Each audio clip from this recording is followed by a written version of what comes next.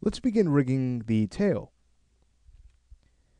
We'll move over to our side view and create our spline.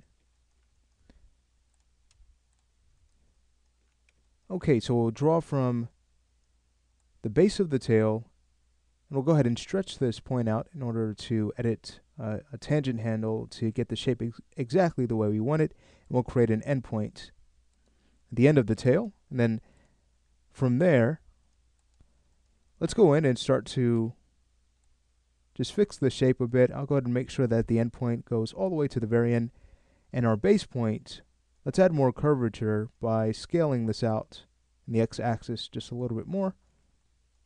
That looks good. Alright, so we can go ahead and rename this. That will be SPL_tail01. And then we can have this stored in objects to hide.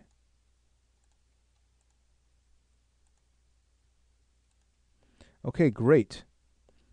So following that, we'll go in and create more resolution on this spline.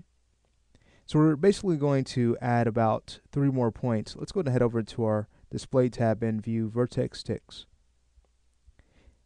And we'll add the control objects to match each point. That way we have plenty of control for very flexible deformations. But with that said, we'll also learn a technique for limiting the tail's length, so it won't be able to extend past its length with the rig we're about to create. Alright, so with the spline selected, we'll head over to modifiers, and let's go ahead and add the normalized spline. Currently we have about 6 points or so. I'd like to just work with 5. So we'll start to increase our segment length to decrease the amount of resolution this has.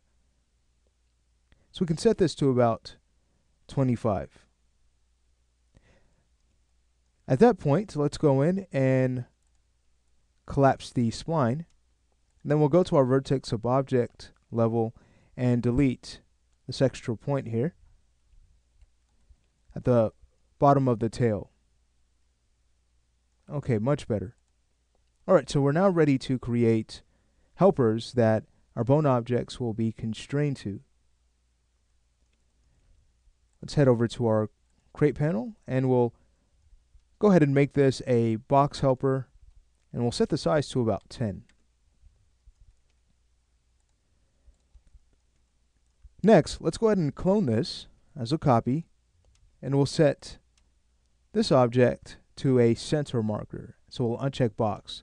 The reason why is because this object will be our up vector node. So we'll now go ahead and link to our original helper. Okay, great. And now we can go ahead and attach this to our spline. So we use a path constraint for that. Let's go ahead and alt right click, grab the path constraint, select the spline, and we'll remove its animation. Okay, great. Let's go ahead and rename this object. That's going to be PT tail A01. And for the up vector object, we can either use, let's say, PT aim or something along the lines of, let's say, up VCT underscore tail A01. Now before cloning these, let's go ahead and select them both and add them to objects to hide. Okay, great. So we're going to clone about 10 more. We'll want a lot of resolution in our bone system in order to get very nice flexibility. Also, the more bones we have, the less weight painting we have to do. So grabbing both objects, we'll go ahead and hold down shift and clone these out in the Y and X axis. So we'll go ahead and just drag this down, and we'll create 10 copies. Okay, beautiful. Now as far as spacing these out, we can use 10-degree increments. So going to the very last helper, under the position list, we can make sure that this is set to 100, and the one before it, 90, the one before it, 80, and so on. So I'll go ahead and pause the video and take care of the others. Okay, so all helpers have now been evenly spaced. You may have had a slight issue with one of the helpers because they were directly on top of the other. So you'll just want to check for that. But we should be left with this in the end. Okay, great. So at this point, we are ready to grab each center marker and go ahead and just translate it out in order for, again, our bones to aim at those objects properly without any flipping.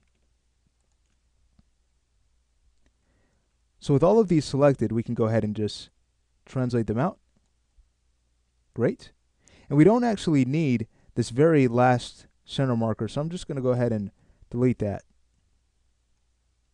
All right, so we're left with renaming the rest of these, and then at that point, we can go ahead and move on to the next lesson where we will set up our tail's drive chain that will prevent us from going past the system's length.